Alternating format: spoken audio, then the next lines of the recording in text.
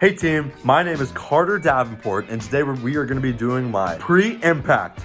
Let's go! So to get the ball moving, our first question is, what aspects are you excited about and what do you hope you can teach? So, as a phys ed major, I'm obviously super excited to teach phys ed. I'm really excited to get into a classroom and really start to manage and implement all those ideologies and teachings that I've learned through university. Growing up, everyone used to say I had a really booming voice, and I'm actually interested to see if my voice can hold up to the magnitude of a gymnasium and the size of it. Because a gymnasium is the biggest classroom that's in a school, and I'm actually excited to see whether or not I can manage that to my best of my abilities. Another class I'm really excited to teach about is health class, because to me, it would be quite interesting to offer students the tools that I picked up as an individual growing up that I didn't necessarily learn in schools. Through health class, I can be that teacher that students feel like they can come to. Above all, a health class is a safe space for students because of the fact that we get to talk about tough topics such as mental health.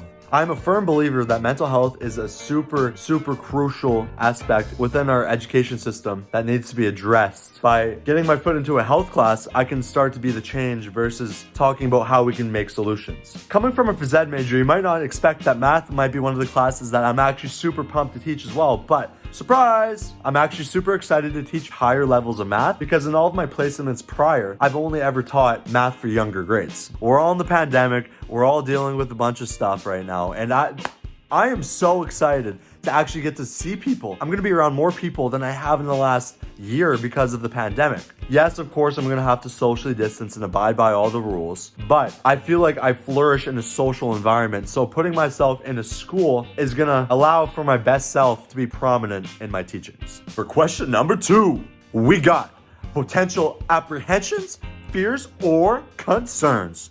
Let's get it. Let's go. Woo! So a general concern I have is whether student conflict arises in my classroom or gymnasium, because if a student starts throwing hands, bottom line, I'm going to panic a little bit. Yeah, we've talked about what to do in class, but bottom line, if students start throwing hands, that's one of my biggest fears and concerns because I don't know what I'm going to do in that setting. Obviously, I'm going to do my best to stop them, but even talking about it, I feel the adrenaline pumping. A fear I have, because it's already happened to me, is what happens if I'm teaching and all of a sudden just my brain decides to go on to Hawaii for vacation because then I don't even know what I'm talking about. Like, I hate when that happens, and my biggest fear that it's going to happen a lot because of the fact that I haven't been around people as much as I used to be. Y'all knew this one was coming, but dress code, that's something I'm actually kind of concerned and fearful of because I like to have my own personal flair. I don't want to have my style be distracting to the students, but I also want to be comfortable enough in the clothes that I wear that I feel confident as an educator and as a person so that it doesn't affect my teachings. Question number 3,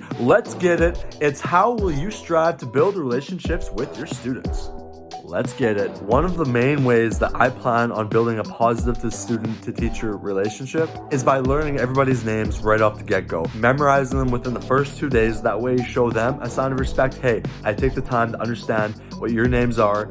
You can take the time to listen to me in the classroom. Another way I plan on building a positive relationship with the students is by letting them know that I'm human too. I make mistakes. So if I'm teaching a class and I make a mistake, I'm going to address that to the class so that they know that it's okay for them to make mistakes as well. Another way to build these positive relationships is by having informal discussion with each and every student. A way that I can ensure that each student gets an equal amount of informal discussion is by having strategies such as a question of the day with the students for attendance. Now we're moving on to question number 4, which is how will you transform course learnings into teaching application? One major learning that I want to apply into my teachings right away is differentiated learning because of the fact that we're going to have different students that learn differently, right? We're never going to have one student learn in the same way. So that's one strategy that I've talked about a lot. Another aspect that I'm really interested in applying into my teachings is indigenous ways of thinking. For example, in the PE class, we discussed that we can use the medicine wheel as a way to shape the different domains of your health. We'll see if I have time in my 3-week placement, but another strategy I want to try to implement is inquiry. I want to see if I can maybe do a little mini project, a mini inquiry project with the students to see if they can explore certain topics. I don't know what grades I'm going to be teaching or even what subjects, but I hope that inquiry is one of those strategies that I can implement into all subjects across the board. Moving on to question 5, we got how does your personal pedagogy or teaching philosophy impact your experiences. Let's go. Woo! So talking about my own personal pedagogy, I'm a firm believer that we need to have a greater influence on subjects such as physical education and health, because right now, mental health is on a decline. So in my own perspective, my own opinion, I think that the only way we can do that decline to go to an incline is by putting a more emphasis on physical education and health. You knew it was coming. Lifelong movers. That's one aspect that I really want to implement into my teachings. And if that is in the form of outdoor education, which it very well could be, who knows if my co-op's going to let me do it. But promoting lifelong movement to these students is going to be so crucial because nowadays we don't have that. We don't have people promoting lifelong moving. As a phys ed major, I'm an advocate for outdoor education. I think it is one of the most important subjects we need to teach our students, because nowadays with technology and the advancements we've seen in today's society, I think the outdoor education is the key to fixing a lot of mental illnesses that we have throughout our province. Getting down the list to question number 7, which is predict which instructional strategies you will utilize. Let's get it. We got number 1, inquiry-based learning. Want to implement that strategy.